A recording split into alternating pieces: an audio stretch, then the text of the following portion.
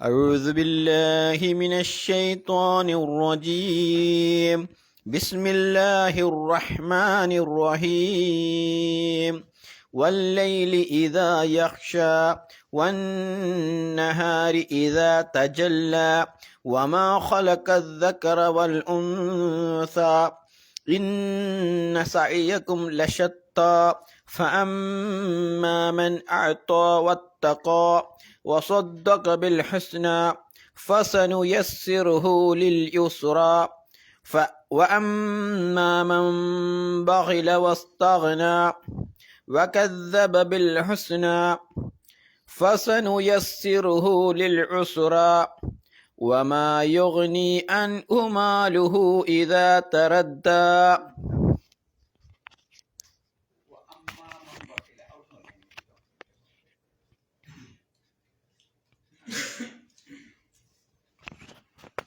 أعوذ بالله من الشيطان الرجيم.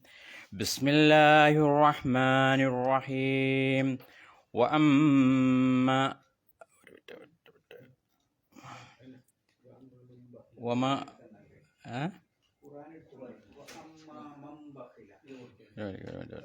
അതൊക്കെ തീരെ കണ്ടല്ല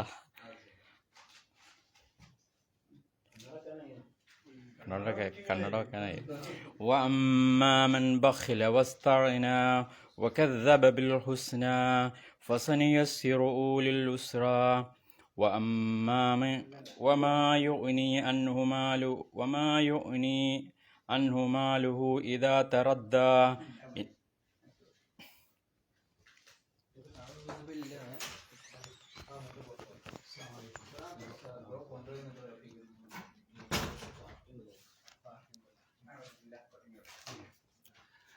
أعوذ بالله من الشيطان الرجيم. بسم الله الرحمن الرحيم. وأما من بخل واستغنى وكذب بالحسنى فسنيسره للعسرى وما يغني عنه ماله إذا تردى.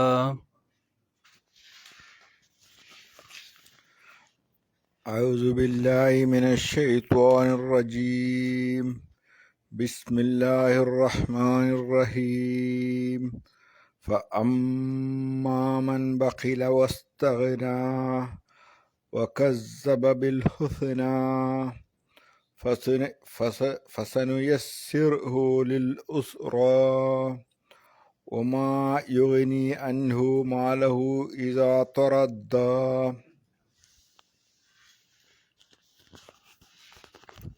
أعوذ بالله من الشيطان الرجيم. بسم الله الرحمن الرحيم. وأما من بخل واستغنى وكذب بالحسنى فسنيسره للعسرى وما يغني عنه ماله إذا تردى. أعوذ بالله من الشيطان الرجيم. بسم الله الرحمن الرحيم. وأما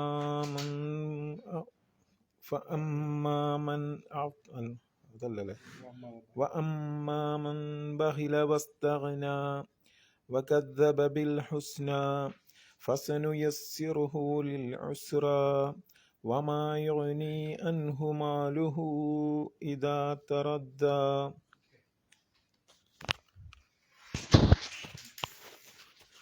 أعوذ بالله من الشيطان الرجيم. بسم الله الرحمن الرحيم. وأما من بخل واستغنى وكذب بالحسنى فسنيسره للعسرى وما يغني عنه ماله إذا تردى. أعوذ بالله من الشيطان الرجيم. بسم الله الرحمن الرحيم. فأما من بخل واستغنى وكذب بالحسنى فسنيسره للعسرى وما يغني عنه ماله إذا تردى. ശ്രദ്ധിക്കാനുള്ളത്, നമ്മൾ അഴൂതും ബിസ്മിയും ഓതുമ്പോൾ കുറേ ആളൊക്കെ ശരിയാക്കിയിട്ടുണ്ട്, ഒന്നുകൂടി ഉഷാറാക്കാണ്ട്. എന്താ നിയമം എന്ന് വെച്ചാൽ അലിഫ് വാവ് യാ, അതിൻ്റെ ശേഷം അറബി അക്ഷരമാലയിലെ ഏത് അക്ഷരം വന്നാലും, ഇപ്പം അഊദു ബില്ലാഹി മിനശ് ശൈത്വാനിർ റജീം എന്നുള്ളിടത്ത് യാ ഉണ്ട്, പിന്നെ വരുന്നത് മീമാണ് അല്ലേ, റജീം. അപ്പോൾ ഈ യാഇന് ശേഷം മീമ് വന്നാൽ, യാ സുക്കൂനായ യാഇന് ശേഷം നീട്ടാനുള്ള യാന് ശേഷം മീമാണ് ഇവിടെ വന്നത്, ഏതക്ഷരം വന്നോട്ടെ, അങ്ങനെ വന്ന് നമ്മളവിടെ ബ്രേക്കും പിടിച്ചാൽ, അപ്പോൾ ഒന്ന് ഇതാണ് അലിഫ് വാവ് യാ, അതിൻ്റെ ശേഷം ഏതെങ്കിലും ഒരു ഹർക്കത്തുള്ള അക്ഷരം വരിക. അഊദു ബില്ലാഹി മിനശ് ശൈത്വാനിർ റജീമി എന്നാണ് ഖുറാനിൽ എഴുത്തിലുണ്ടാവുക, ബിസ്മില്ലാഹിർ റഹ്മാനിർ റഹീമി എന്നാണ് ഖുറാനിലുണ്ടാവുക. അപ്പം ഇങ്ങനെ ഹർക്കത്തുള്ള ഒരു അക്ഷരം വരിക, അതിൻ്റെ മുമ്പ് സുക്കൂനായ ഒരു നീട്ടാനുള്ള യാവും വരിക, പിന്നെ നമ്മളവിടെ ബ്രേക്കും പിടിക്കുക. ഈ 3 ഇതുകൂടി ഒത്തു വന്നാൽ ആ പദം സ്റ്റോപ്പ് ചെയ്യുമ്പം 4 മുതൽ 6 കതിർ വരെ നീട്ടി ഉച്ചരിക്കണം. ആ അടിസ്ഥാനത്തിൽ നമ്മൾ എങ്ങനെ ഓതണം? അഊദു ബില്ലാഹി മിനശ് ശൈത്വാനിർ റജീം, അങ്ങനെ തന്നെ ഓതി പഠിക്കണം. ബിസ്മില്ലാഹിർ റഹ്മാനിർ റഹീം, അങ്ങനെ തന്നെ ഓതണം. ചിലരൊക്കെ അങ്ങനെ ഓതിന്, ചിലർ മറന്നുപോയിട്ടുണ്ട്. അപ്പം അത് ശ്രദ്ധിക്കണം. രണ്ടാമത്തേത് വ അമ്മാ മൻ, നമ്മൾ കഴിഞ്ഞ ആഴ്ച പറഞ്ഞു. അമ്മാ മൻ, ഈ സുക്കൂനുള്ള നൂന് വരിക, സുക്കൂനുള്ള നൂന് വരിക. സുക്കൂനുള്ള നൂന് പറഞ്ഞാൽ എന്താ? ഈ സുക്കൂനുള്ള നൂന് പറഞ്ഞാൽ ഹർക്കത്തില്ലാത്ത അവസ്ഥ. ഹർക്കത്ത് അറിയണത് ന, നി, നു. ഈ 3 ഹർക്കത്തും ഇല്ലാത്ത അവസ്ഥക്കാണ് ഇവിടെ ഇങ്ങനെ വട്ടപൂജ ഇടണമെന്നില്ല. അതില്ലെങ്കിലും സുക്കൂനുള്ള നൂനാണ്, ഇതില്ലെങ്കിലും എന്ന് പറഞ്ഞാൽ ഫതഹ് കസ്ർ ലൊമ്മില്ലാത്ത അവസ്ഥക്കാണ് സുക്കൂനുള്ള നൂന് എന്ന് പറയുന്നത്. അപ്പോൾ അങ്ങനെയുള്ള നൂന് വരിക, അതിന് ശേഷം ബാവും വരിക. ബാ വന്നാൽ ശേഷം എന്ത് വരിക? ബാവ് വരിക. അങ്ങനെ വന്നാൽ എന്താക്കണം? ഇൻ എന്ന ശബ്ദത്തെ എന്ന ശബ്ദമാക്കി മാറ്റണം. അതിനാണ് അതിൻ്റെ മുകളിൽ ഒരു എന്തിട്ടത്? ചെറിയ ഒരു കുട്ടിമീം ഇട്ടണം, ഒരു മീം ഇട്ടണം. ഈ നൂനിൻ്റെ ശബ്ദത്തെ, നൂനിൻ്റെ ശബ്ദം എന്ന് പറയുന്നത് ഇന്ന. അപ്പം ഇന്നുള്ള ശബ്ദത്തെ എന്നുള്ള ചുണ്ട് കൂട്ടിക്കൊണ്ടുള്ള മീമിൻ്റെ ശബ്ദമാക്കി മാറ്റണം. അതിനാണ് പറയുന്നത് ഇഖ്ലാബ് എന്നാണ് അതിന് അറബിയിൽ പറയാം, നിയമപ്രകാരം. ആ സാങ്കേതിക നാമം ഇഖ്ലാബ്. അപ്പം എങ്ങനെ ഓതണം? വ അമ്മാ മൻ ബഖില, വ അമ്മാ മൻ ബഖില, മൻ ബഖില എന്നല്ല, മം മം മം ബഖില, ചെറിയൊരു കുന്നത്തും വേണം, ചെറിയൊരു കുന്നത്തും വേണം. അപ്പം എങ്ങനെ ഓതണം? വ അമ്മാ മൻ ബഖില വസ്തഗ്ന, മൻ ബഖില വസ്തഗ്ന. പിന്നെ അവിടെ ശ്രദ്ധിക്കാനുള്ള വ ഇസ്തഗ്ന എന്ന് ഓതേണ്ട ആവശ്യമില്ല, വസ്തഗ്ന. ആലിഫിന് ഉച്ചാരണം ഉണ്ടാവില്ല. അതിന് നമ്മൾ കഴിഞ്ഞ ആഴ്ച പഠിച്ചു. ഇങ്ങനെ വരുന്ന ഈ കുട്ടി സ്വാദിട്ട ഇതിനെന്തുണ്ടാവില്ല? കൂട്ടി ഓതുമ്പോൾ ഉച്ചാരണം ഉണ്ടാവില്ല. എന്നാൽ ഇതിന് ഉച്ചാരണം ഉണ്ടാവും, ഇങ്ങനെയുള്ളതിന് ഉച്ചാരണം ഉണ്ടാവും കേട്ടോ. പിന്നെ ശ്രദ്ധിക്കാനുള്ളത് വകദ്ദബ ബിൽ ഹുസ്ന എന്ന് ശരിക്കും വ്യക്തമാക്കിയിട്ട് ഓതണം. ബാഗിൻ്റെ ശേഷം ഇതേപോലെ ഒരു അലിഫ് കാണാം, കൂട്ടി ഓതുമ്പോൾ അതിന് ഉച്ചാരണം ഉണ്ടാവില്ല. ബിൽ ഹുസ്ന, ബി അൽ ഹുസ്ന എന്ന് ഓതണ്ടെന്നർത്ഥം. പിന്നെ ഫസനുയസ്സിറുഹു ലിൽ യുസ്റാ, റാ. അവിടെ റ എന്ന് നമ്മൾ കഴിഞ്ഞ ആഴ്ച പഠിച്ചു, 2 ഉച്ചാരണം ഉണ്ടാവും അതിനെ. റ, അത് റാവിൻ്റെ ഉച്ചാരണം 2 രൂപത്തിലാണ് വരിക. ഒന്ന് പറയാം തഫ്ഹീം എന്നാണ് അറബി പറയാം, തഫ്ഹീം, തഫ്ഹീം. രണ്ടാമത്തത് തർക്കീഖ്. തർക്കീഖ് പറഞ്ഞാൽ ഇത് തൊള്ള വീർപ്പിച്ചുകൊണ്ട് ബലൂൺ വീർപ്പിക്കണ പോലെ റോ റോ അങ്ങനെ ഉച്ചരിക്കണതിനാണ് തഫ്ഹീം. ബലൂൺ ഊതി വീർപ്പിക്കണ പോലെ തൊള്ള വീർപ്പിച്ചുകൊണ്ട് സ്വരഭാരത്തോടു കൂടി ഉച്ചരിക്കണതിനാണ് തഫ്ഹീം എന്ന് പറയാം. എന്നാൽ കട്ടില്ലാത്ത പത്തിരിക്കാണെന്ത് പറയാ? നൈസ് പത്തിരിക്കാണെന്ത് പറയാ? തർക്കീഖ്, തർക്കീഖ്. അപ്പം സ്വരഭാരമില്ലാതെ റായിനെ സ്വരഭാരമില്ലാതെ കട്ടി കുറച്ച് ഉച്ചരിക്കുക. അപ്പോൾ ഉദാഹരണമായിട്ട് റിഹല, റാ എന്നെഴുതുമ്പം രി എന്നെഴുതുമ്പോൾ റിഹല തഷിതായി, അവിടെ നമ്മൾ റോ എന്നാ ഉച്ചരിക്കണേ അല്ല. ബിസ്മില്ലാഹിർ റഹ്മാനി, കണ്ടോ അവിടെ റോ തഫീം. ഇവിടെ റിഹല തഷിതായി, ഫിർഔന ഫിർഔന അത് തർക്കീക്ക. ഇവിടെ ഓതേണ്ടത് യുസ്റ റ. അപ്പം അതിനാണ് തഫ്ഹീം എന്ന് പറയുന്നത്. അങ്ങനെ റായിന് 2 ഉച്ചാരണം ഉണ്ടാവും, തഫ്ഹീമിൻ്റെ ഉച്ചാരണം ഉണ്ടാവും, തർക്കീക്കിൻ്റെ ഉച്ചാരണം ഉണ്ടാവും. ഒന്ന് സ്വരഭാരത്തോടു കൂടിയുള്ള ഉച്ചാരണം ഉണ്ടാവും, ഒന്ന് സ്വരഭാരം കുറച്ചുകൊണ്ടുള്ള ഉച്ചാരണവും ഉണ്ടാവും. പിന്നെ ഫസനു യസ്സിറുഹു ലിൽ ഉസ്റ. പിന്നെ വമാ യുഗ്നി അൻഹു. അവിടെ അൻ എന്ന് മാത്രം പറഞ്ഞാൽ മതി. ആ നൂനിന് എന്ത് ചെയ്യണ്ട, മണിക്കാനും യഫ്ഫാ ചെയ്യാനും പോണ്ട. അതുകൊണ്ടാണ് ആ നൂനിൻ്റെ മുകളിൽ എന്ത് കാണാം, ഇങ്ങനെ ഒരു ഇത് കാണാം, ഈ അടയാളം കാണാം അല്ലേ. അൻഹു എന്നുള്ളിടത്ത് എന്താ കാണണേ, ഈ അടയാളം കാണില്ലേ.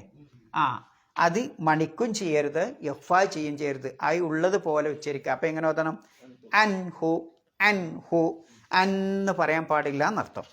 പിന്നെ വമാ യുഗ്നി അൻഹു മാലുഹു, അവിടെ നീട്ടണം, മാലുഹു. അതിൻ്റെ നിയമം എന്താ, അലിഫ് വാവ് യാ, നമ്മൾ നേരത്തെ ഇതന്നെ ആ എഴുതിയിട്ട് അതിൻ്റെ ശേഷം അംസ വരിക. അങ്ങനെ വന്നാലും 4 മുതൽ 6 കതിർ വരെ നീട്ടണം. അപ്പോൾ ഇവിടെ മാലുഹു എന്നുള്ളിടത്തൊരു ചെറിയ കുട്ടി വാവ് കാണാം, നിങ്ങൾക്ക് ചെറിയൊരു വാവ് കാണാം, എന്നിട്ടാണ് അംസ വരേണ്ടത് അല്ലേ. മാലുഹു ഇ കണ്ടില്ലേ, മാലുഹു. അവിടെ എന്ത് ചെയ്യണം, 4 മുതൽ 6 കതിർ വരെ നീട്ടി ഉച്ചരിക്കണം. അപ്പം എങ്ങനെ ഓതണം, വമാ യുഗ്നി അൻഹു മാലുഹു ഇദാ തറദ്ദ. ഈ ഉച്ചരിക്കണം, ഇദാ തറദ്ദ. ഇനി അമ്മാ മൻ ബഖില ഒന്നുകൂടി ഓതിയേക്കാൻ എല്ലാവരും കൂടിയും. അഊദു ബില്ലാഹ്.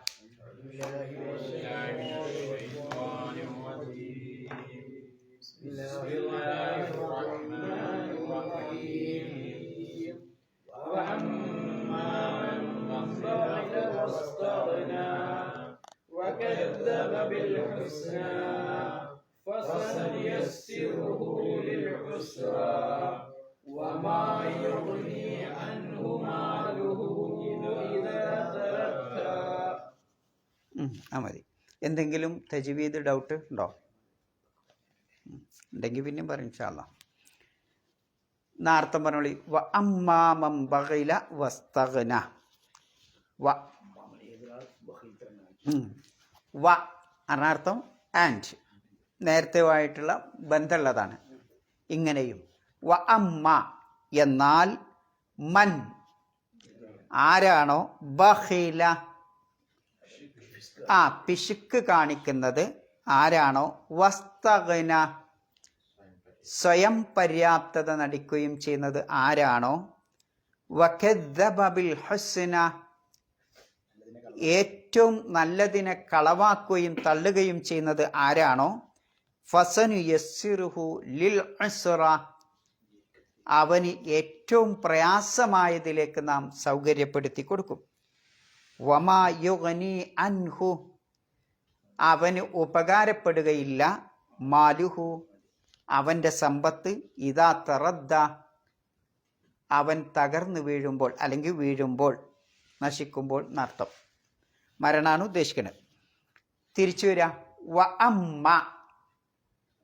ഇതിൻ്റെ മുമ്പ് നമ്മളൊരു ഫ അമ്മ പറഞ്ഞിട്ടുണ്ട് അല്ലേ. എന്നാൽ അവിടേക്ക് ബന്ധം തന്നെയാണ് ഇത് വ അമ്മ. എന്നാൽ ഇങ്ങനെയും. എന്നിട്ട് പറയാ മം ബഖില. മൻ എന്ന് പറഞ്ഞപ്പോൾ നമ്മൾ കഴിഞ്ഞ ആഴ്ച എന്ത് വിശദീകരിച്ചിരുന്നു, അതിൽ ആരൊക്കെ പെടും, ആണും പെണ്ണും പെടും അല്ലേ. അപ്പൊ ആരാണോ ബുഖ്ല് കാണിക്കുന്നത് അവരൊക്കെ, അതാണാവട്ടെ പെണ്ണാവട്ടെ ആരാവട്ടെ. അപ്പൊ ബഖില എന്ന് പറഞ്ഞാലോ, ബഖില എന്താണ്, ബുഖ്ല് എന്നറിയും പിശുക്കന്. ബുഖ്ല് പിശുക്ക്, ഓനൊരു ബഖീലാണ് അറിയും, പിശുക്കൻ എന്നാണ് നമ്മൾ സാധാരണ സംസാരത്തിലൊക്കെ പറയാണ്ട്. ഓനാളൊരു ബഖീലാണ്. അപ്പൊ പിശുക്കൻ, പിശുക്ക് കാണിക്കുന്ന. ഇവിടെ ഏത് കാര്യത്തിലാണ് ഈ പിശുക്ക് കാണിക്കണത്? നമ്മൾ നേരത്തെ മൻ എന്ന് പറഞ്ഞല്ലോ, നൽകുക എന്ന് പറഞ്ഞല്ലോ. അത് എന്തേ നൽകുക എന്ന് പറഞ്ഞണോ? ഇല്ല, ജീവിതത്തിൻ്റെ എ മുതൽ സെഡ് വരെ എന്തൊക്കെ അനുഗ്രഹങ്ങൾ മനുഷ്യന് ലഭിക്കണോ അതൊക്കെ മറ്റുള്ളവർക്ക് നൽകിക്കൊണ്ടിരിക്കണം. അതാണ് മനുഷ്യൻ്റെ ഡ്യൂട്ടി എന്നതാണ് ഫഅമ്മാമൻ അഅ്ത എന്നത് പറഞ്ഞത് നമ്മൾ വിശദീകരിച്ചു. ഇനി അതിൻ്റെ നേരെ ഓപ്പോസിറ്റ് വഅമ്മാമൻ ബഖില, ജീവിതത്തിൽ കിട്ടിയ അനുഗ്രഹങ്ങൾ മറ്റുള്ളവർക്ക് കൊടുക്കാതെ പിടിച്ചു വെക്കുക. ബഖില എന്ന് പറഞ്ഞതിൻ്റെ ഒരു അർത്ഥം പിടിച്ചു വെക്കുക എന്നാണ് പദത്തിൻ്റെ അർത്ഥം. ബഖില കൊടുക്കാതെ പിടിച്ചു വെക്കുന്നതിനാണ് എന്ത് പറയാ? ബഖില എന്ന് പറയാ. അതിനാണ് ബുഖ്ല് എന്ന് ശരിക്ക് പറയുന്നത്. ഉണ്ടാവും പക്ഷെ എന്ത് ചെയ്യില്ല, കൊടുക്കൂല, കൊടുക്കാതെ പിടിച്ചു വെക്കുക. അതാണ് ബഖില എന്ന പദം കൊണ്ട് ഉദ്ദേശിക്കേണ്ടത്. ഏറ്റവും വലിയ രോഗങ്ങളിൽപ്പെട്ട ഒരു രോഗമാണ് പിശുക്ക് എന്ന് പറയുന്നത്. എല്ലാവരും വെറുക്കണ, ആക്ഷേപിക്കണ, അധിക്ഷേപിക്കുന്ന ഒരു രോഗം കൂടിയാണിത് ബുഖ്ല് എന്ന് പറയുന്നത്, പിശുക്ക് എന്ന് പറയുന്നത്. അതുകൊണ്ട് തന്നെ ഈ പിശുക്കിനെ പറ്റി വിശുദ്ധ ഖുർആനിൽ ധാരാളം ആയത്തുകൾ വ്യത്യസ്ത രൂപങ്ങളിൽ വിശദീകരിച്ച് കാണാൻ സാധിക്കും. ഉദാഹരണമായി വലാ തഹ്സബന്നല്ലദീന യബ്ഖലൂന ബിമാ ആതാഹുല്ലാഹു മിൻ ഫദ്ലി, അള്ളാഹു തൻ്റെ അനുഗ്രഹങ്ങളിൽ നിന്ന് നൽകിയത് കൊടുക്കാതെ പിശുക്ക് കാണിക്കുന്നവരാരോ അവർ വിചാരിക്കണ്ട വ ഖൈറൽ ലഹും, അതവർക്ക് ഉത്തമമാണ് എന്ന്. ബൽ ഹുവ ശർറുൽ ലഹും, അതവർക്ക് തിന്മയായി ഭവിക്കും. എങ്ങനെയാണ് തിന്മയായി ഭവിക്കുക? സയുതവ്വക്കൂന മാ ബഖിലൂ ബിഹി യൗമൽ ഖിയാമ, നാളെ പുനരുത്ഥാന നാളിൽ ഏതൊരു കാര്യം കൊണ്ടാണോ അവർ പിശുക്ക് കാണിച്ചത് അത് അല്ലാഹു തആല മാലയായി ചാർത്തും. ഇപ്പം സമ്പത്താണെങ്കിൽ ആ സമ്പത്ത് അവനൊരു തിന്മയായി പരലോകത്ത് ഉണ്ടാകും.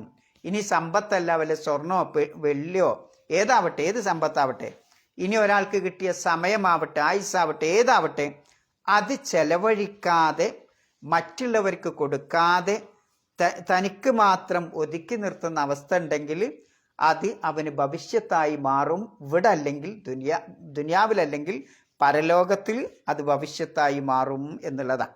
ഹദീസിൽ കാണാം, ഒരാൾക്ക് സമ്പത്തുണ്ടായി, ആ സമ്പത്തിൻ്റെ സക്കാത്ത് അവൻ കൊടുത്തില്ല എങ്കിൽ ആ സമ്പത്ത് ഒരു പാമ്പിനെ പോലെ നാളെ അല്ലാഹു സുബ്ഹാനഹു വ തആല അവൻ്റെ കഴുത്തിൽ ചാർത്തപ്പെടും എന്ന് ഹദീസിൽ വന്നത് കാണാൻ സാധിക്കും. ഇവിടെ ഏറ്റവും വലിയ വിപത്ത് ഒരു വിശ്വാസിയെ സംബന്ധിച്ചിടത്തോളം ആ വിശ്വാസിയുടെ മനസ്സിൽ എന്തുണ്ടാകാൻ പറ്റൂല? പിശുക്കും വിശ്വാസവും ഒരുമിച്ച് കൂടൂല എന്നാണ്. കാരണം വിശ്വാസത്തിൻ്റെ നേരെ അതിന് ആൻറ്റിയാണ് ആര്? പിശുക്ക് എന്ന് പറഞ്ഞത്. ശരിയായ വിശ്വാസമുള്ള ഒരാൾക്ക് എന്തുണ്ടാവില്ല? പിശുക്ക് ഉണ്ടാവില്ല എന്നാണ്. എന്താ തെളിവ്? ലാ യജ്തമിഉ ശുഉൻ വ ഈമാനുൻ. ഷു എന്നാണ് അവിടെ ഹദീസിൽ അള്ളാഹുവിൻ്റെ റസൂൽ. പിശുക്കിന് മറ്റൊരു പദമാണിത് ഷുഹ്. ചെറിയ വ്യത്യാസമുണ്ട്. ഷുഹും ബുഖലും തമ്മിൽ എന്താ വ്യത്യാസം? ഹദീസിൽ ഉപയോഗിച്ച ഷുഹ് എന്നാണ്. ലാ യജ്തമിഉ ശുഹുൻ വ ഈമാനുൻ ഫീ ഖൽബി റജുലിൻ മുസ്ലിം എന്നാണ്. ഒരു മുസ്ലിമായ മനുഷ്യൻ്റെ മനസ്സിൽ പിശുക്കും സത്യവിശ്വാസവും ഒന്നിച്ചു കൂടൂല, ഒരേ ടൈമിൽ വരൂല എന്നുള്ളതാണ്. അപ്പം ഷുഹ് എന്നാണ് അവിടെ അള്ളാഹുവിൻ്റെ റസൂല് ഉപയോഗിച്ചത്. എന്താ ഈ ഷുഹ് അറിയണത്? ഷുഹ് എന്ന് പറയുന്നത് മനുഷ്യൻ്റെ ഒരു മാനസികാവസ്ഥയാണ്.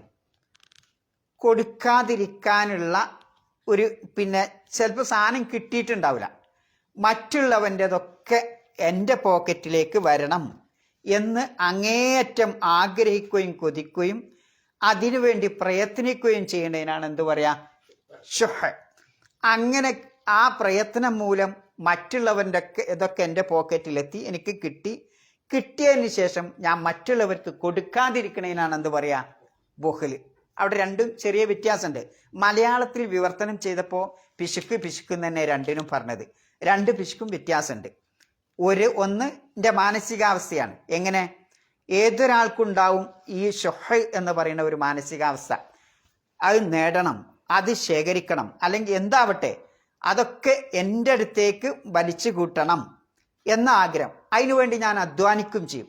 അധ്വാനിക്കുമ്പോൾ അതെനിക്ക് കിട്ടും ചെയ്യും. എന്നാൽ ചില ആളുകൾ കിട്ടിയാൽ എന്ത് ചെയ്യും? അതിന് തിരിയൊക്കെ ഇങ്ങനെ കൊടുത്തുകൊണ്ടിരിക്കും. എന്നാൽ അങ്ങനെ കൊടുക്കാതിരിക്കുന്ന അവസ്ഥക്കാണ് എന്ത് പറയുക? ബുഖിൽ എന്ന് പറയുന്നത്. അപ്പോൾ ഏറ്റവും അപകടം പിടിച്ച ഒരു രോഗമാണിത് ബുഖിൽ എന്ന് പറയുന്നത്. അതുകൊണ്ടാണ് റസൂലുള്ളാഹി സ്വല്ലല്ലാഹു അലൈഹി വസല്ലമ ഈ ഒരു രോഗത്തിൽ നിന്ന് ശരണം തേടാറുണ്ടായിരുന്നു. പ്രവാചകൻ നമസ്കാരത്തിൻ്റെ സലാം വീട്ടുന്നതിന് മുമ്പ് അത്തയ്യാത്തൊക്കെ കഴിഞ്ഞിട്ട് റസൂലുള്ളാഹി സ്വല്ലല്ലാഹു അലൈഹി വസല്ലമ ഇങ്ങനെ പ്രാർത്ഥിക്കാറുണ്ടായിരുന്നു. എന്താണത്? അല്ലാഹുമ്മ ഇന്നി അഊദു ബിക മിനൽ ബുഖിൽ, പിന്നെന്താ വഅഊദു ബിക മിനൽ ജുബ്ൻ വഅഊദു ബിക മിൻ അർദലിൽ ഉമർ വഅഊദു ബിക മിൻ ഫിത്നത്തി ദുനിയ വഅദാബിൽ ഖബർ എന്ന് റസൂലുള്ളാഹി സ്വല്ലല്ലാഹു അലൈഹി വസല്ലമ പ്രാർത്ഥിക്കാറുണ്ട്. എന്താണ് ആ പ്രാർത്ഥന? അല്ലാഹുമ്മ ഇന്നി അഊദു ബിക മിനൽ ബുഖിൽ, ബുഖിൽ എന്ന ആ ദുസ്വഭാവത്തിൽ നിന്ന്, ആ മ്ലേച്ഛമായ ആ രോഗത്തിൽ നിന്ന് പടച്ചവനെ ഞാൻ നിന്നോട് രക്ഷ തേടുന്നു. അതേപോലെ ഭീരുത്വം ജുബുൻ, മറ്റൊന്ന് അങ്ങേയറ്റത്തെ പ്രായാധിക്യം, പ്രായം കൂടി പിന്നെ ഞാൻ ചെയ്യണ എന്താന്ന് തന്നെ എനിക്കറിയാൻ പറ്റാത്തൊരവസ്ഥ, ഞാൻ മറ്റുള്ളവർക്ക് ഒരു ഭാരമായി തീരുന്ന അവസ്ഥ, അങ്ങനെയുള്ള അതിനാണ് അർദലുൽ ഉമർ എന്ന് പറയുന്നത്. അങ്ങനെയുള്ള അവസ്ഥയിൽ നിന്നും റസൂലുള്ളാഹി സ്വല്ലല്ലാഹു അലൈഹി വസല്ലമ ശരണം തേടാറുണ്ടായിരുന്നു. അതേപോലെ തന്നെ ദുനിയാവിൻ്റെ ഒരുപാട് പരീക്ഷണങ്ങൾ, അതിനും റസൂലുള്ള ശരണം തേടാറുണ്ടായിരുന്നു. ഖബറിലെ ശിക്ഷയിൽ നിന്നും റസൂലുള്ള ശരണം തേടാറുണ്ട്. അപ്പം അവിടെ ആദ്യം റസൂലുള്ള പറഞ്ഞത് ബുഖ്ലി എന്ന ആ സ്വഭാവത്തെ പറ്റിയാണ്, ആ കാര്യത്തെ പറ്റിയാണ് എന്ന് കാണാൻ പറ്റും. മഹാനായ സഅദ് ഇബ്നു അബീ വഖാസ് റളിയല്ലാഹു അൻഹു അശറത്തുൽ മുബശ്ശിരീങ്ങളിൽപ്പെട്ട വലിയ സഹാബിയാണ് ഈ സഹാബി സഅദ് ഇബ്നു അബീ വഖാസ്. അദ്ദേഹമാണ് ഈ ഹദീസ് നമ്മെ പഠിപ്പിക്കുന്നത്. അപ്പോൾ ബുഖിൽ എന്ന് പറയുന്നത് വളരെ മ്ലേച്ഛകരമായ ഒരു രോഗമാണ് എന്നതാണത് നമ്മെ പഠിപ്പിക്കുന്നത്. ഇനി പല ഐറ്റം ബുഖിലുണ്ടാവും. അതിൽ ഏറ്റവും ദുരിതം പിടിച്ച ബുഖിൽ എന്ന് പറയുന്നത് ഒരാൾക്കുള്ള അറിവ് ആ അറിവ് മറ്റുള്ളവർക്ക് കൊടുക്കാതിരിക്കുക എന്നുള്ളതാണ് ഏറ്റവും അപകടം പിടിച്ച ഇത്. ഇപ്പം ഇത് എങ്ങോട്ടാണ് പോകേണ്ടതെന്ന് വഴി ചോദിച്ചാൽ വഴി അയാൾക്ക് അറിയാം. അപ്പം ആ അറിവുണ്ട് അയാൾക്ക്, എന്നിട്ടും ആ വഴി കാണിച്ചു കൊടുക്കാതിരിക്കുക.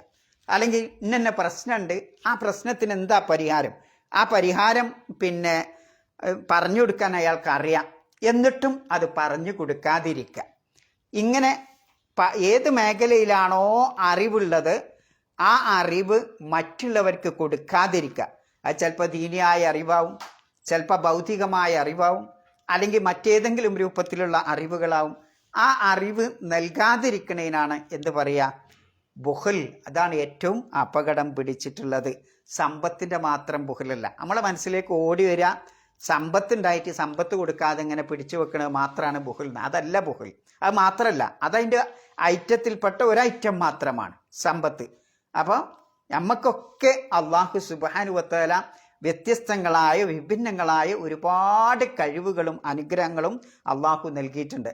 ആ അനുഗ്രഹങ്ങൾ ഓരോരുത്തരും ചിന്തിച്ചാൽ മതി. എന്താ ഇപ്പം എനിക്കുള്ളത്, എൻ്റെ അടുത്ത് മറ്റവർക്ക് കൊടുക്കാൻ എന്താ ഉള്ളത് എന്ന് ഞാൻ ചിന്തിക്കുക. നിങ്ങൾ ചിന്തിക്കുക, ഞാൻ ഇപ്പം മറ്റവന് കൊടുക്കാൻ എൻ്റെ അടുത്ത് എന്താ ഉള്ളത്, അത് കൊടുക്കുക. ആ കഴിവ് നോക്കിയിട്ട് മനസ്സിലാക്കിയിട്ട് അത് മറ്റുള്ളവർക്ക് കൊടുക്കുക എന്നുള്ളതാണ് ഇസ്ലാം പഠിപ്പിക്കുന്നത്. അതാണ് അമ്മാമൻ അഴ്ത്ത എന്ന് പറഞ്ഞത്. അത് കൊടുക്കാതിരിക്കുന്ന അവസ്ഥക്കാണ് എന്ത് പറയുന്നത്? അമ്മാമൻ ബഖില എന്ന് പറയുന്നത്. അപ്പം ഒരു അറിവ് മറച്ചു വെക്കുക എന്നുള്ളത് വൻ പാപമായിട്ടാണ് ഇസ്ലാം എണ്ണുന്നത്. ഇന്നല്ലദീന യക്തുമൂന മാ അൻസൽനാ മിനൽ ബൈ. വിശുദ്ധ ഖുർആനിൽ ധാരാളം ആയത്തുകൾ അത് വിശദീകരിക്കുന്ന കാണാം.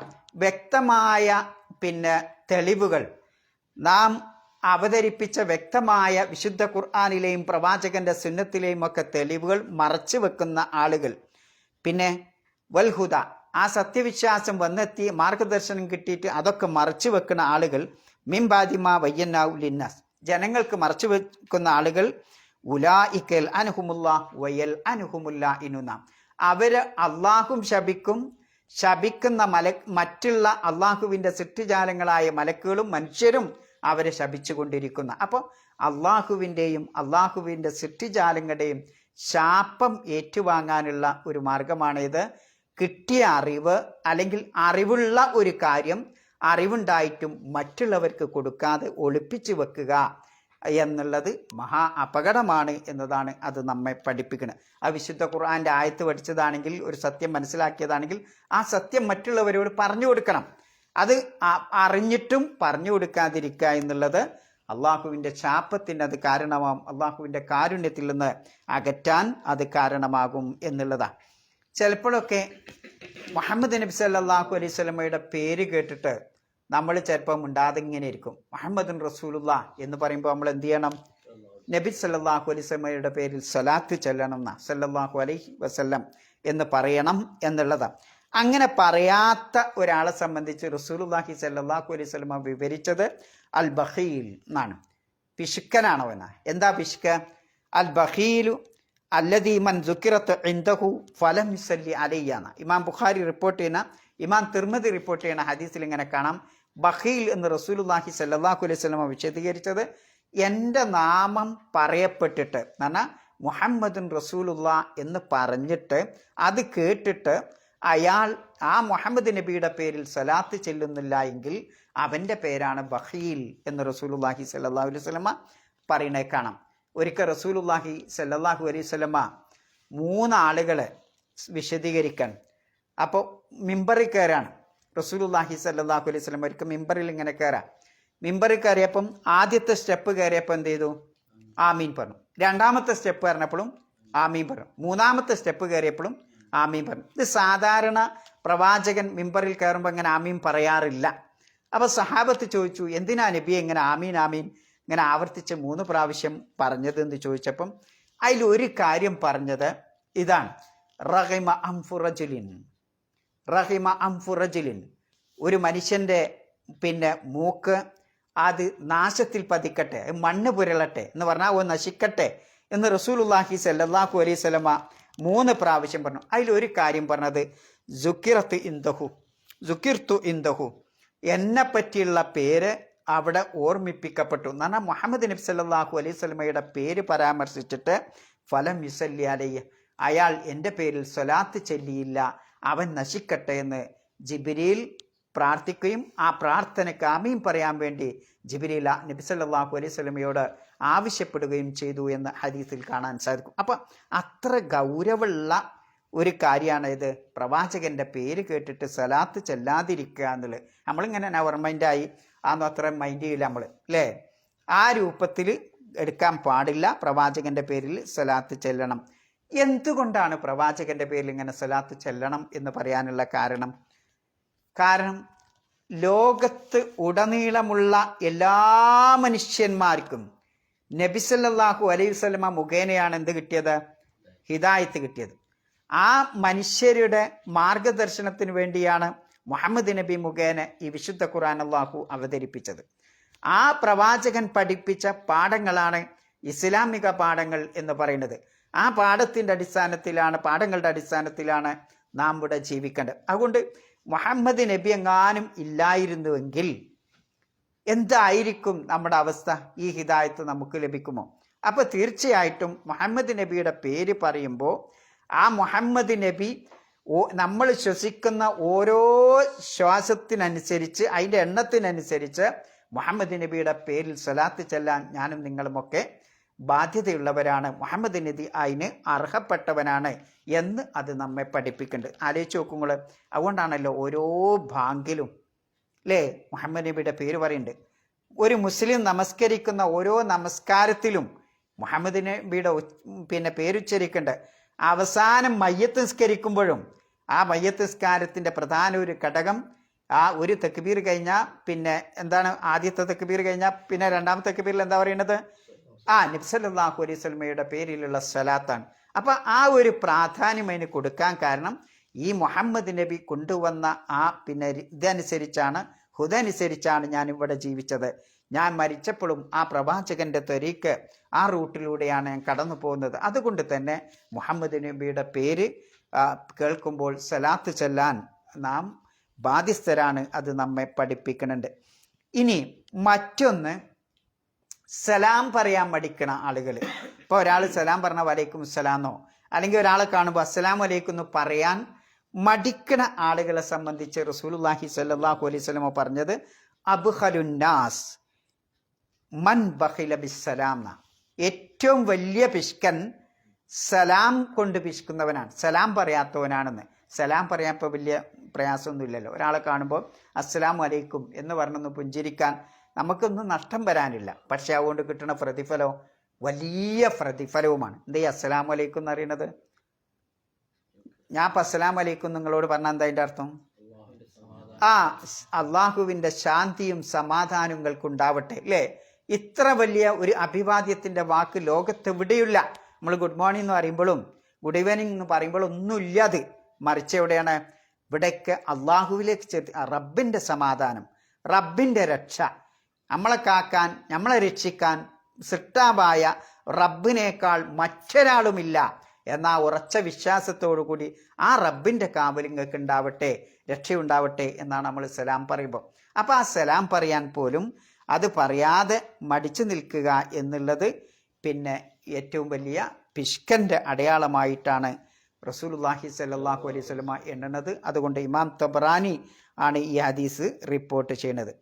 പിന്നെ ഒരു ബഖീലിനുണ്ടാവുന്ന സ്വഭാവം എന്ന് പറയുന്നത്, ഓൻ ദുനിയാവിൽ ഇങ്ങനെ ഓരോ കാര്യം ഓന് കഴിവുള്ള പിഷ്കി പിഷ്കി പിഷ്കി പിഷ്കി ഇങ്ങനെ വെക്കും. ശരിക്ക് അത് അവനും ഉപകാരപ്പെടൂല, അവൻ്റെ ആശ്രിതർക്കും അത് ഉപകാരപ്പെടൂല.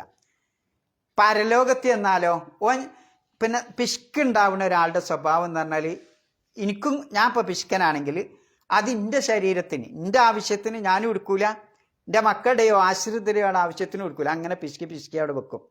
പിന്നെ മരിച്ചു കഴിഞ്ഞാൽ പരലോകത്ത് ചെല്ലുമ്പോൾ പിന്നെ എന്താവും? ഞാൻ വലിയ ധനാഢ്യൻ്റെ രൂപത്തിലാണ് അള്ളാഹു എന്നെ പിന്നെ ഹിസാബ് ചെയ്യുക. അള്ളാഹു എന്നെ എനിക്കുള്ള ഹിസാബ് കണക്കാക്കുന്നത് ധനാഢ്യന്മാരുടെ കൂട്ടത്തിലാവും. ഇവിടെ ഞാൻ ജീവിക്കണതോ പിഷ്കി പിഷ്കി ഫുഖറാക്കളെ പോലെ ജീവിക്കും ചെയ്യും. അപ്പം ഉള്ളത് ചെലവഴിക്കുക എന്നുള്ളതാണ് ഒരു വിശ്വാസിയുടെ ബാധ്യത എന്നത് ആ ഹദീസും നമ്മെ പഠിപ്പിക്കുന്നുണ്ട്. അപ്പം എങ്കിലെന്തുണ്ടാവും? ചെലവഴിച്ച് ഇനി ചെലവഴിക്കണോടത്തും നമ്മൾ ശ്രദ്ധിക്കണം. ഉള്ളതൊക്കെ ചെലവഴിക്കാൻ ഇസ്ലാം കൽപ്പിക്കുന്നില്ല.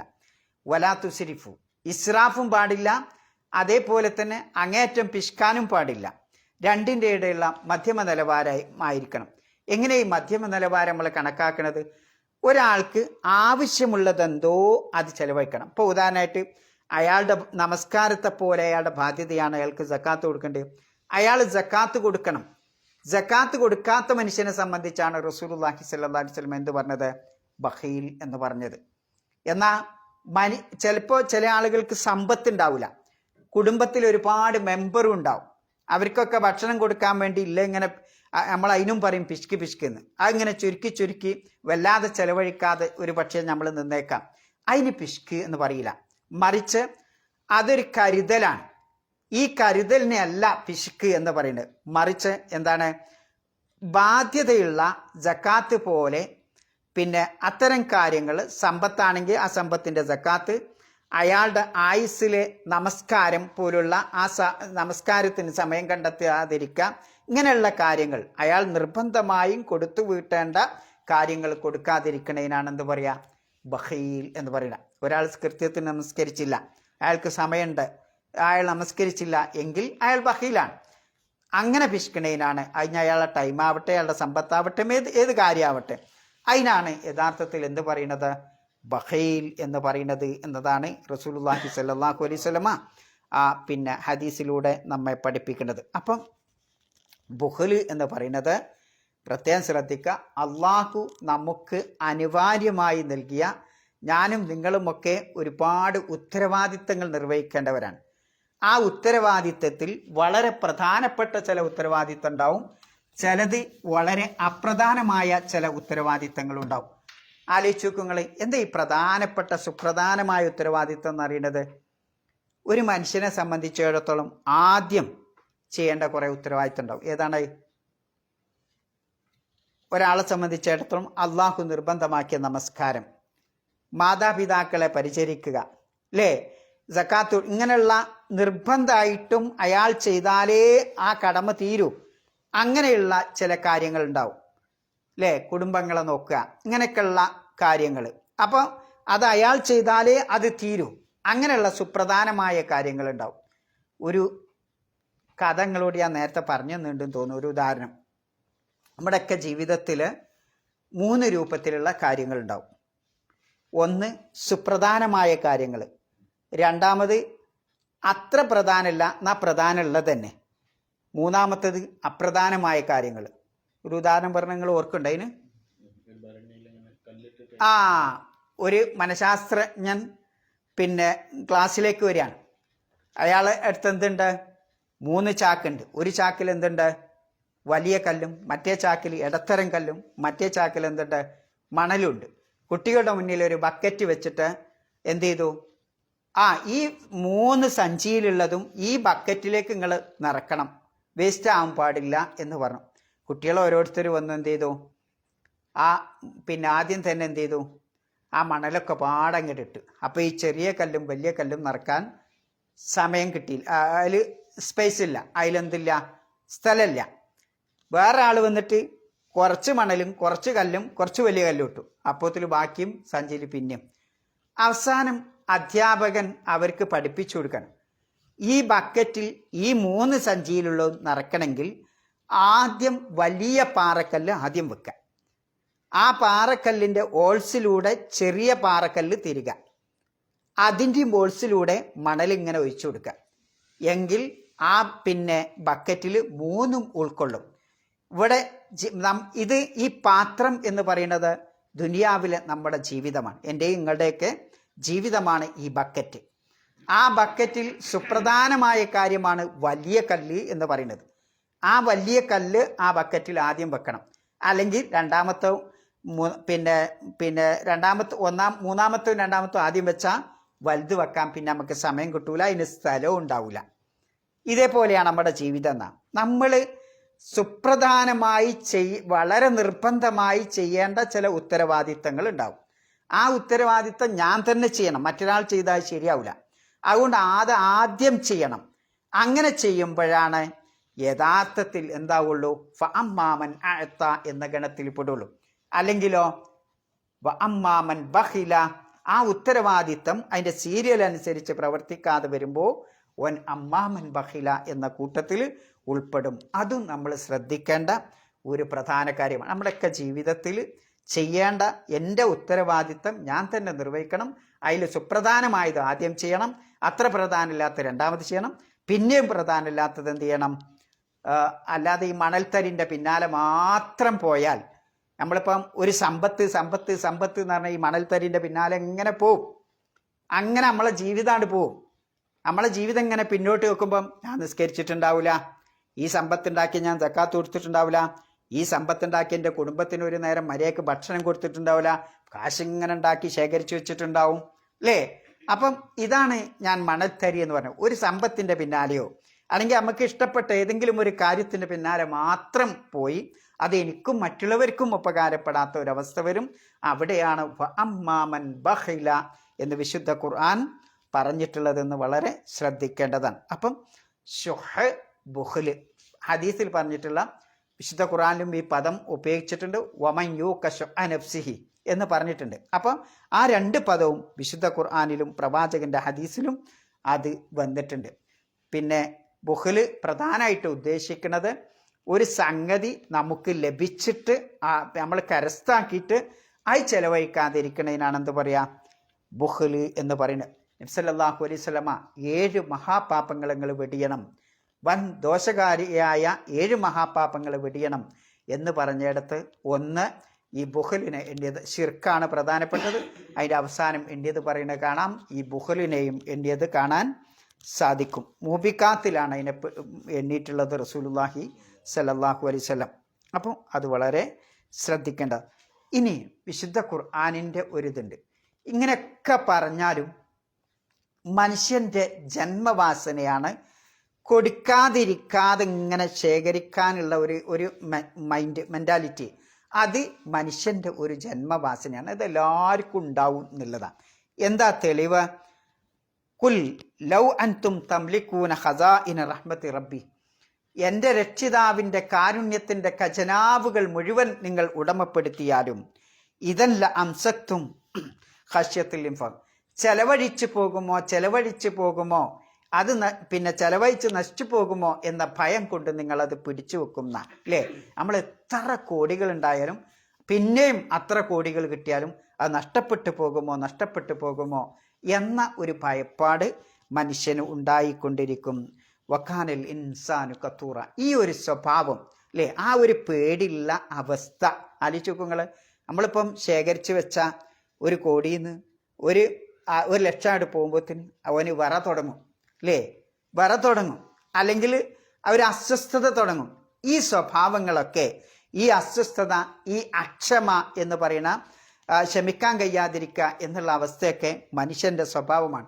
ഇന്നൽ ഇൻസാന ഖുലിക ഹലൂഅ, പിന്നെ ഇദാ മസ്സഹു ശർറു ജസൂഅ വ ഇദാ മസ്സഹുൽ ഖൈറു മനൂഅ. ഇതൊക്കെ മനുഷ്യന്റെ സ്വഭാവമാണ് വിശുദ്ധ ഖുർആൻ പറയുന്നത്. എന്താണ്? മനുഷ്യൻ ഒരു വെപ്രാള ജീവിയായിട്ടാണ് അള്ളാഹു സൃഷ്ടിച്ചിട്ടുള്ളത് അല്ലേ. മറ്റൊരായത്ത് കാണാം, ഖുലിഖൽ ഇൻസാനു ലഈഫ, ദുർബലനായിട്ടാണ് മനുഷ്യൻ സൃഷ്ടിക്കപ്പെട്ടത്. എന്തിനാ പടച്ചോൻ ഇങ്ങനെ നമ്മളെ ദുർബലനായിട്ട് സൃഷ്ടിച്ചത്? എന്തിനാ സൃഷ്ടിച്ചത്? നിങ്ങൾ എപ്പോഴും ചിന്തിച്ചിട്ടുണ്ടോ? എന്തിനാ അപ്പം നമ്മളെ ബലഹീനനായി ഇങ്ങനെയൊക്കെ നടക്കാൻ കഴിയണ ഈ ബുദ്ധിയും ശക്തിയും കഴിവും സമ്പത്തൊക്കെ ഉള്ള മനുഷ്യനെ അള്ള പറയണവൻ ദുർബലനാണെന്ന്? എന്തുകൊണ്ടാ പഠിച്ചോ നമ്മളെ ദുർബലനായി സൃഷ്ടിച്ച്? എത്ര സമ്പത്തുണ്ടെങ്കിലും എല്ലാ കഴിവുകളുണ്ടെങ്കിലും നമ്മുടെ തലച്ചോറിൻ്റെ ഏതെങ്കിലും ഒരു ഞാടിഞ്ഞരമ്പിന് എന്തെങ്കിലും ഒന്ന് ബാധിച്ചു എന്ന് കേൾക്കുമ്പോൾ ഓൻ വെപ്രാള ജീവിയാവും, ഓൻ ദുർബലനാവുന്ന ഒരു നിമിഷമാണത് അല്ലേ. അല്ലെങ്കിൽ ശരീരത്തിൻ്റെ ഏതോ ഒരു ഭാഗത്ത് രക്തം പിന്നെ പമ്പ് ചെയ്യുന്നിടത്ത് എവിടെ ഒരു ബ്ലോക്ക് വന്നിട്ടുണ്ടെന്ന് കാണുമ്പോൾ ഓൻ ദുർബലനാവും, വെപ്രാള ജീവിയാവും. എന്തുകൊണ്ടാണത്? ഒരു പക്ഷേ ഓന് പരിഹരിക്കാൻ കഴിയില്ല. പടച്ച തമ്പുരാന് മാത്രമേ, സൃഷ്ടാവിന് മാത്രമേ എവിടെയാണ് ശരിക്കുള്ള തകരാറ് എന്ന് മനസ്സിലാക്കാൻ റബ്ബിന് മാത്രമേ സാധിക്കുള്ളൂ. അപ്പം ഈ ദുർബലാവസ്ഥ വരുമ്പോഴാണ് അള്ളാഹുവിലേക്ക് തിരിയുക. ഞാൻ ഇപ്പം ഇങ്ങനെ സുഖസുന്ദരമായി ഇങ്ങനെ നല്ല ആഡംബര കാറും വിട്ട് നല്ല ആരോഗ്യത്തോടു കൂടി, സമ്പത്തിന് സമ്പത്ത്, ആരോഗ്യത്തിന് ആരോഗ്യം, ഭക്ഷണത്തിന് ഭക്ഷണം, പിന്നെ ആൾ സ്വാധീനം, ഒരുപാട് സ്നേഹിതന്മാർ, ഇതൊക്കെ ദുനിയാവിൽ എനിക്ക് എന്തൊക്കെ ഉണ്ടോ അതൊക്കെ ഉണ്ട്. അങ്ങനെ ഞാനിങ്ങനെ നടക്കാൻ പടച്ചോൻ ഇടയ്ക്കൊരു രോഗം, ഒരു സ്ട്രോക്ക് അല്ലെങ്കിൽ ഒരു ബ്ലോക്ക് എനിക്ക് തന്നില്ലെങ്കിൽ ഞാൻ റബ്ബിലേക്ക് തിരിഞ്ഞു നോക്കും. ഒന്നും വേണ്ട, ഒരു പനി വന്നാൽ ഞാൻ റബ്ബിലേക്ക് തിരിഞ്ഞു നോക്കും. എൻ്റെ കൈ നഖം വെട്ടുമ്പോൾ ആ നഖം ഒന്ന് ഒരല്പം കൂടിപ്പോയാൽ ഞാൻ റബ്ബിലേക്ക് തിരിഞ്ഞു നോക്കും. അതിനാണ് അള്ളാഹു സുബ്ഹാനഹു വ തആല ഈ ദുർബലാവസ്ഥ എന്ന് പറഞ്ഞ രൂപത്തിൽ അള്ളാഹു നമ്മെ സൃഷ്ടിച്ചിട്ടുള്ളത്. ഇല്ലെങ്കിൽ നമ്മൾ റബ്ബിലേക്ക് തിരിഞ്ഞു നോക്കൂല. അപ്പോൾ റബ്ബിലേക്ക് തിരിയാനാണ് അള്ളാഹു സുബ്ഹാനഹു വ തആല മനുഷ്യനെ ദുർബലനായി സൃഷ്ടിച്ചിട്ടുള്ളത്. ആ ദുർബലത ഉണ്ടാകുന്നത് കൊണ്ടാണ് അവൻ അക്ഷമനാകുന്നത് അല്ലേ. അതുകൊണ്ടാണ് ഒരു തിന്മ, എന്തെങ്കിലും ഒരു വിപത്ത് വരുമ്പോൾ ഓൻ വെപ്രാള ജീവിയാവുന്നത് കാണാൻ സാധിക്കും അല്ലേ. എന്തെങ്കിലും ഒന്നുണ്ട് എന്ന ഡോക്ടർ ആ റിസൾട്ട് പറയുമ്പോൾ തന്നെ ഓൻ വെപ്രാള ജീവിയാവുന്നത് കാണാൻ സാധിക്കും. അതേപോലെ ഒരു നന്മ അവന് കിട്ടിയാലോ മറ്റുള്ളവർക്ക് കൊടുക്കാതെ തടഞ്ഞു വെക്കുകയും ചെയ്യും. മന്നാ ഉലിൽ ഖൈർ എന്നാണ് അള്ളാഹു സുബ്ഹാനഹു വ തആല മനുഷ്യനെ പറ്റി പറയുന്നത്. നന്മ കിട്ടിക്കഴിഞ്ഞാൽ അതവിടെ സ്റ്റോപ്പ് ചെയ്യും, മറ്റാർക്കും കൊടുക്കൂല. ഇതൊക്കെ മനുഷ്യൻ്റെ സ്വഭാവമാണ്. ഈ സ്വഭാവമൊക്കെ ഉള്ളത് കൊണ്ട് തന്നെ മനുഷ്യൻ മറ്റുള്ളവർക്ക് അവന് ലഭിച്ച അനുഗ്രഹം കൊടുക്കാതെ ഇങ്ങനെ തടഞ്ഞു നിർത്തും. ഈ തടഞ്ഞു നിർത്തുന്ന അവസ്ഥക്കാണ് അമ്മാമൻ ബഖില വസ്തഗ്ന എന്ന് അള്ളാഹു പറഞ്ഞിട്ടുള്ളത്. ഇങ്ങനെ പിശുക്ക് കാണിക്കുമ്പോൾ ഓൻ അടുത്ത് വരുന്ന എന്താ? വസ്തഗ്ന, ഞാൻ എല്ലാത്തിനും പോന്നവനാണ് എന്നുള്ള ബോധം ഉണ്ടാവും. എൻ്റെ അടുത്ത് കണ്ടമാനം സമ്പത്തുണ്ട്, അല്ലെങ്കിൽ എനിക്ക് നല്ല ആരോഗ്യമുണ്ട്, ഞാൻ ഇന്നെ സഹായിക്കാം, എനിക്ക് നിങ്ങളൊന്ന് ഹെൽപ്പ് വേണ്ട, സഹായം വേണ്ട എന്ന് എൻ്റെ സ്വാധീനവും എൻ്റെ കഴിവും എൻ്റെ ആരോഗ്യവും എൻ്റെ സമ്പത്തൊക്കെ മുന്നിൽ ഇങ്ങനെ കാണുമ്പോൾ എനിക്ക് തോന്നും. അതാണ് വസ്തഗ്ന എന്ന് പറയുന്നത്. ഓന് സ്വയം ധന്യനായി പര്യാപ്തനാണ് എന്ന ബോധം അവനുണ്ടാവും. ഇത് ഏറ്റവും അപകടം പിടിച്ച രംഗമാണ് എന്നതാണ് വിശുദ്ധ ഖുർആൻ നമ്മെ ഇങ്ങനെയുള്ള ആളുകൾക്ക് അല്ലാഹു ഒരുക്കി വെച്ചിട്ടുള്ളത്, അവൻ ചെന്നെത്തുന്നത് ഫസനു യസ്സിറുഹു ലിൽ ഉസ്റ, ഏറ്റവും പ്രയാസപ്പെട്ട കാര്യത്തിലായിരിക്കും. ഏറ്റവും പ്രയാസമുള്ളത് ഏതാ? നരകം. ആ നരകത്തിലേക്കായിരിക്കും അവൻ്റെ അവസാനത്തെ പോക്ക് എന്നുള്ളതാണ്. അപ്പോൾ എനിക്കും നിങ്ങൾക്കൊക്കെ പിന്നെ ഈ ഒരു സ്വഭാവം ഉണ്ടോ എന്ന് അറിയാൻ ഉരസി നോക്കാൻ പറ്റിയ ഒരുപാട് മേഖലകളുണ്ട്. ഒന്ന്, നമ്മളൊക്കെ നമ്മുടെ സമ്പത്തിൻ്റെ ഭാഗം അത് അർഹപ്പെട്ടവർക്ക് കൊടുക്കാൻ നമുക്ക് മനസ്സ് തോന്നുന്നുണ്ടോ എന്ന് എന്നോട് തന്നെ ഒന്നിങ്ങനെ ഉരಸಿ നോക്കാം. രണ്ടാമത്തത്, പിന്നെ ഞാൻ നിർബന്ധമായും ചെലവഴിക്കേണ്ട, ചെലവിന് കൊടുക്കേണ്ട ആളുകൾക്ക് ഞാൻ ചെലവിന് കൊടുക്കുന്നുണ്ടോ? ചിലപ്പോൾ വലിയ പണക്കാരനാവും, വീട്ടിലോ പരമദാരിദ്ര്യവും, അങ്ങനെയുള്ള എത്ര ആളുകളുണ്ട്, ചെലവഴിക്കൂല. അങ്ങനത്തെ ആളുകളെ കാണാം. അതൊക്കെ നമ്മെ തന്നെ പരിശോധിക്കാനുള്ള, ഉരസി നോക്കാനുള്ള കാര്യമാണ്. അതേപോലെ തന്നെ എൻ്റെ സമ്പത്തിൻ്റെ പ്രധാന ഭാഗമായ സക്കാത്ത് അത് ഞാൻ കൊടുത്തു വീട്ടുന്നുണ്ടോ? അതേപോലെ ഞാൻ ചെലവഴിക്കുന്നത് ഏതെല്ലാം രൂപത്തിലാണ്, അള്ളാഹു പറഞ്ഞ രൂപത്തിൽ തന്നെയാണോ? ഇതൊക്കെ പരിശോധിക്കുമ്പോൾ എന്നിൽ ഈ സ്വഭാവമുണ്ടോ എന്ന് നമുക്ക് മനസ്സിലാക്കാൻ സാധിക്കും എന്നുള്ളതാണ്. മനുഷ്യൻ്റെ സ്വഭാവമാണ് സമ്പത്തിനോടുള്ള ആർത്തി, അല്ലേ? കല്ലാ ബൽ തുഹിബ്ബൂനൽ ആജില വതദറൂനൽ ആഖിറ എന്നാണ് അള്ളാഹു മറ്റിടത്ത് പറയുന്നത്. മനുഷ്യൻ ദുനിയാവിനെ അങ്ങേയറ്റം ഇഷ്ടപ്പെടും, പരലോകത്തെ അവൻ ഒഴിവാക്കും ചെയ്യും എന്നുള്ളതാണ്. അപ്പോൾ വേറെ ആയത്ത് കാണാം, പിന്നെ വഇന്നഹു ലിഹുബ്ബിൽ ഖൈരി ലശദീദ്, സമ്പത്തിനോട് അങ്ങേയറ്റം ആർത്തിയുള്ളവനാണ് മനുഷ്യൻ എന്ന് അല്ലാഹു തആല മറ്റിടത്തും പറയുന്നുണ്ട്. ഇനി നോക്കി നിങ്ങൾ, ഒരു മനുഷ്യൻ ഇങ്ങനെ വളർന്നു വന്ന് പ്രായമാവും തോറും അവനിൽ എല്ലാം, അവൻ്റെ മുടിയും താടിയും ശരീരത്തിൻ്റെ എന്താ പറയുക സെല്ലുകളും ഒക്കെ നശിച്ചിട്ടുണ്ടാവും, അല്ലേ? ആകെ തോലൊക്കെ ഇതായിട്ടുണ്ടാവും. എന്നാലും അവനിൽ ഇങ്ങനെ യുവത്വത്തോട് കൂടി നിൽക്കുന്ന രണ്ട് സ്വഭാവം ഉണ്ടാവും എന്നാണ് റസൂലുള്ളാഹി സ്വല്ലല്ലാഹു അലൈഹി വസല്ലം പറയുന്നത്. എന്താണ് നബി പറയാണ്? ലാ യദാലു കൽബിൽ കബീർ, എത്ര പ്രായാധിക്യമായാലും അവൻ്റെ മനസ്സിൽ ഷാബായിട്ട് യുവത്വത്തോടു കൂടി നിൽക്കുന്ന ഒരു കാര്യമാണേത്? രണ്ട് കാര്യത്തിൽ യുവത്വം ഉണ്ടാവുന്ന ഒന്ന്, ഫി ഹബ്ബി ദുനിയ, ദുനിയാവിനോടുള്ള അങ്ങേറ്റത്തെ സ്നേഹം എത്ര വലുതായാലും എത്ര വയസ്സായാലും ആ മനുഷ്യനിൽ ഉണ്ടാവും. അതേപോലെ വത്തൂലുൽ അമൽ എന്ന അങ്ങേറ്റത്തെ ഇനിയും ഇനിയും കുറേ കാലം ഇവിടെ ഉണ്ട്, ജീവിക്കണം എന്ന ആർത്തിയും ആ മനുഷ്യൻ, അതിന് വയസ്സാവില്ല എന്നുള്ളതാണ്. അപ്പം മനുഷ്യൻ്റെ ആശകൾക്കും ആർത്തികൾക്കും ദുനിയാവിനോടുള്ള പ്രേമത്തിനും ഒരിക്കലും വയസ്സാവില്ല എന്നതാണ് റസൂലുള്ളാഹി സ്വല്ലല്ലാഹു അലൈഹി വസല്ലമ അതിലൂടെ നമ്മെ പഠിപ്പിക്കുന്നത്. പിന്നെ കഴിഞ്ഞോ, മറ്റൊരു ഹദീസ് കാണാം, യക്ബുറു ഇബ്നു ആദം, മനുഷ്യപുത്രൻ ഇങ്ങനെ വളർന്നു വളർന്നു വളർന്നു ഇങ്ങനെ വരും. വയക്ബുറു മാഹു ഇസ്നാൻ, ആ വളർന്നതിനനുസരിച്ച് രണ്ട് കാര്യങ്ങളും ഓനിൽ ഇങ്ങനെ വലുതായി വരും. ഒന്ന് ഹബ്ബുൽ മാൽ, സമ്പത്തിനോടുള്ള സ്നേഹം, വത്തൂലുൽ അംർ, ദീർഘകാലം ഇനിയും ജീവിക്കണം എന്നുള്ള ആഗ്രഹം മനുഷ്യൻ ഇങ്ങനെ ഉണ്ടാവും എന്നുള്ളതാണ്. അപ്പം ഇതാണ് വഅമ്മാമൻ ബഖില വസ്തഗ്ന പിന്നെന്താണ് വകദ്ദബ ബിൽ ഹുസ്ന, പിന്നെ ഫസൻയസ്സിറുഹു ലിൽ ഉസ്റ എന്ന് പറഞ്ഞതിലുള്ള ആശയം ഇതാണ് എന്നാണ് റസൂലുള്ളാഹി സ്വല്ലല്ലാഹു അലൈഹി വസല്ലമ നമ്മെ പഠിപ്പിക്കും. അവസാനം അന്ത്യനാളിൻ്റെ അടയാളമായിട്ടാണ് റസൂലുള്ളാഹി സ്വല്ലല്ലാഹു അലൈഹി വസല്ലമ ഇതിന് എണ്ണിയിട്ടുള്ളത്. ഇമാം അബൂ ഹുറൈറ റളിയല്ലാഹു അൻഹു പറയാണ്, റസൂലുള്ളാഹി സ്വല്ലല്ലാഹു അലൈഹി വസല്ലം യതഖാറബു സമാൻ, അന്ത്യനാളിൻ്റെ അടയാളമായി സമയം പെട്ടെന്ന് പെട്ടെന്ന് ഇങ്ങനെ കടന്നു പോകുന്ന, പിന്നെ വയങ്കുസുൽ അമൽ, ജോലി കുറഞ്ഞു വരുന്ന, പിന്നെ വയുൽ കശോ, അതാണ് നമ്മളെ വിഷയം, യുൽ കശോ, മനുഷ്യൻ്റെ മനസ്സിലൊക്കെ ഈ പിശുക്ക് എന്ന് പറഞ്ഞ സ്വഭാവം ഇങ്ങനെ ഉണ്ടാവും. വയക്സുറുൽ ഹറജ്, പിന്നെ യുദ്ധങ്ങൾ വർദ്ധിച്ചു വരും, കൊലകൾ. കാലു, സഹാബത്ത് ചോദിച്ചു, വമൽ ഹറജ് യാ റസൂലല്ലാഹ്, എന്താണ് ഈ ഹറജ് വർദ്ധിച്ചു വരിക എന്ന് പറഞ്ഞാൽ? കാല അൽ ഖത്ൽ അൽ ഖത്ൽ, കൊലകൾ വർദ്ധിച്ചു വരും, നാട്ടിലാകെ കൊലകൾ ഉണ്ടാവും. ആ കൂട്ടത്തിൽ റസൂലുള്ളാഹി സ്വല്ലല്ലാഹു അലൈഹി വസല്ലമ അന്ത്യനാളിൻ്റെ അടയാളമായി എണ്ണിയ കൂട്ടത്തിൽ എന്ത് കാണാം? ഈ പിശുക്കിനെ സംബന്ധിച്ച് പ്രതിപാദിച്ചത് കാണാം. ഇത് മനുഷ്യനിൽ വളർന്നു വരും എന്നുള്ളതാണ് നമ്മൾ മനസ്സിലാക്കേണ്ടത്. അത് മതിയല്ലേ? സുബ്ഹാനക്കല്ലാഹുമ്മ വബിഹംദിക അശ്ഹദു അല്ലാ ഇലാഹ ഇല്ല അൻത അസ്തഗ്ഫിറുക വഅതൂബു ഇലൈക്.